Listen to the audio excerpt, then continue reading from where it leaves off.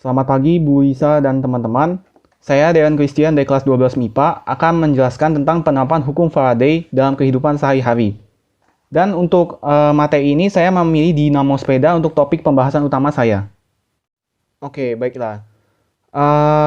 Sebelum saya membahas tentang dinamo sepeda, saya akan membahas terlebih dahulu tentang hukum Faraday. Sebelum itu, saya akan menjelaskan terlebih dahulu sebelum istilah-istilah penting dalam hukum Faraday. Yang pertama, GGL induksi. GGL induksi sendiri itu adalah gaya gerak listrik yang timbul di dalam kumparan, yang diakibatkan adanya pergerakan magnet, entah itu masuk atau itu pun keluar, sehingga medan magnet yang ada di sekitar magnet tersebut akan menghasilkan arus listrik di dalam kumparan. Selain itu, penjelasan lebih mendetail itu karena gaya gerak listrik induksi hanya terjadi jika flux magnetik muncul dalam jumlah yang berbeda-beda. Artinya di sini ada perubahan flux magnetik. Perubahan jumlah flux magnetik ini juga harus terjadi seiring waktu. Oke, sekarang saya akan menunjukkan 3 buah gambar. Ini dia.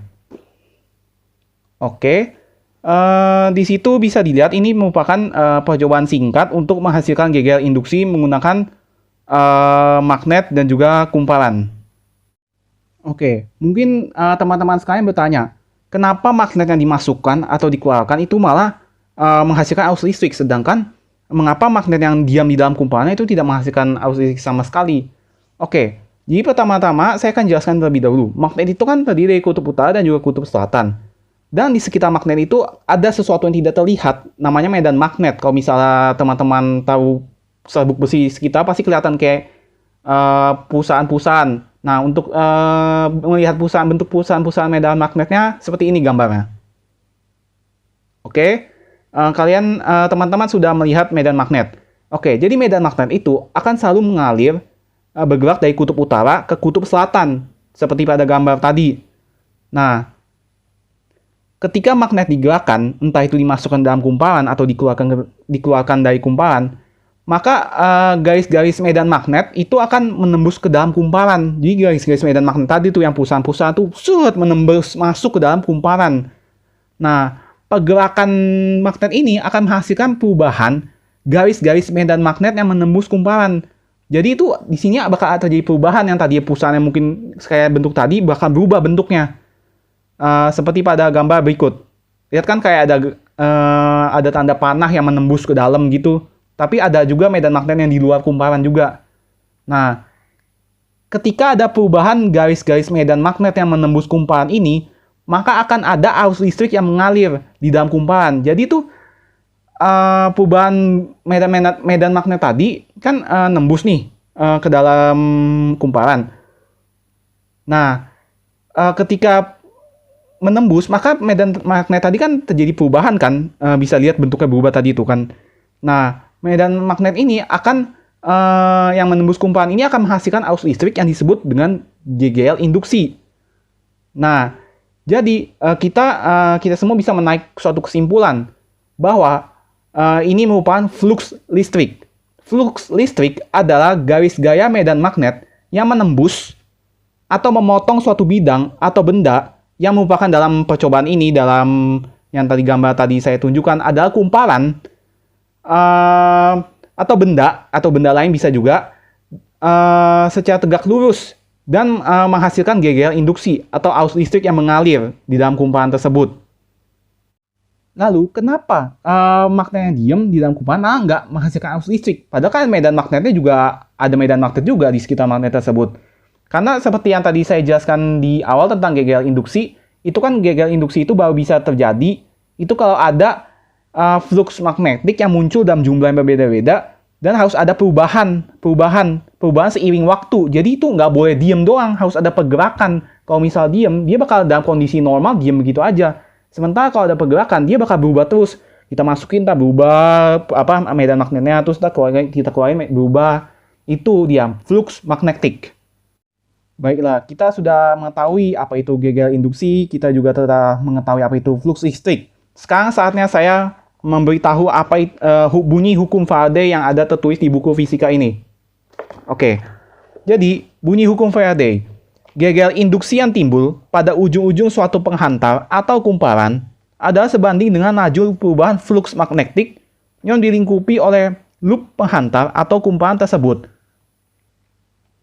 Dan hukum Faraday tersebut juga bisa kita tafsir, bisa kita terjemahkan seperti ini. Artinya tuh berarti semakin cepat terjadinya perubahan flux magnetik, maka akan semakin besar pula GGL induksi atau gaya gerak listrik induksi yang timbul pada kumparan. Dalam hal ini kumparan ya. Misalnya, kita menggunakan percobaan singkat magnet yang dimasukkan ke dalam kumparan.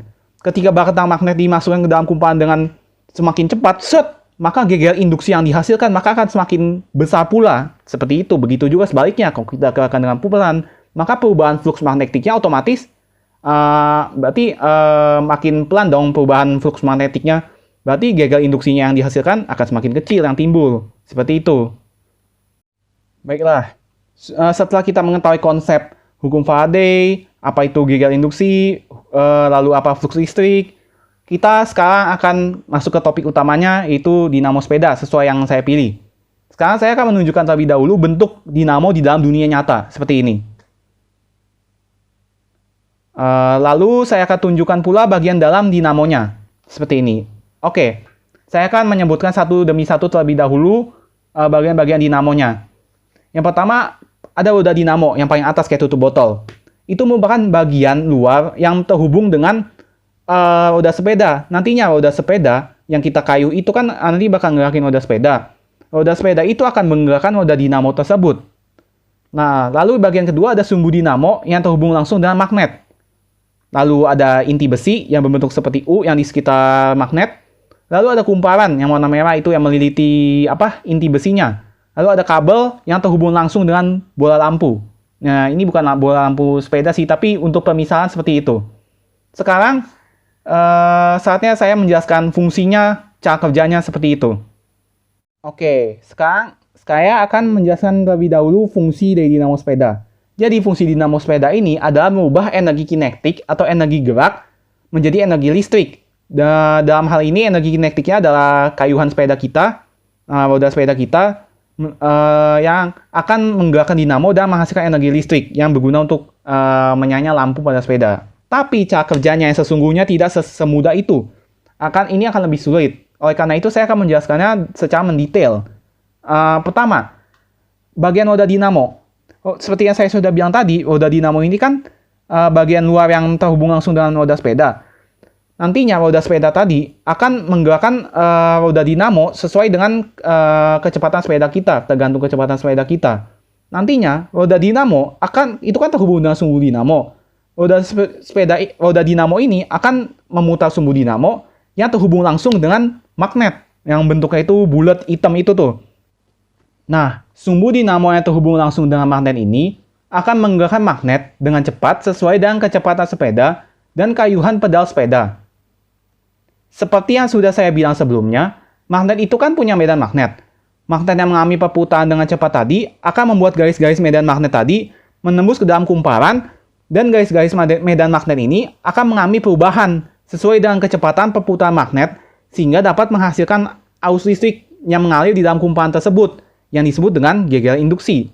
Lalu, arus listrik yang mengalir di dalam kumparan tersebut akan segera mengalir ke kabel positif dan negatif yang terhubung langsung dengan lampu, sehingga lampu pada sepeda bisa menyala. Dan untuk sekedar informasi, di situ ada tertulis inti besi yang bentuknya kayak U yang di sekitar magnet. Inti besi ini juga punya fungsi, bukan cuma buat tempat kumparan melilitkan diri. Inti besi ini memiliki fungsi untuk memperkuat medan magnet dari magnet yang berputar tadi. Karena kan inti besi ini terbuat dari konduktor. Nah, selain itu, sebagai kesimpulan terakhir, seperti catatan terakhir, dinamo ini, maksud saya nyala lampu yang menyala ini tidak selalu sama ya, intensitasnya selalu terang begitu saja, seperti lampu motor. Tetapi bisa semakin terang, bisa semakin meredup, bisa juga mati. Itu tergantung dengan kecepatan kayuhan sepeda kita. Kan kita nggak mungkin dong gue sepeda tetap di kecepatan yang sama selama berjam-jam, setengah jam aja pasti udah capek, bisa melambat gitu kan. Nah, jadi kalau misal kita ngayuh sepeda yang lambat, secara otomatis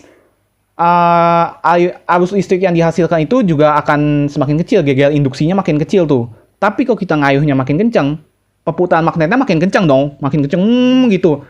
Jadinya perubahan eh, perubahan garis-garis medan magnet ini akan semakin cepat juga, sehingga geger induksi yang dihasilkan atau arus listrik yang dihasilkan dalam kumparan akan semakin besar pula. Jadinya lampunya bisa menyala semakin terang. Itu dia.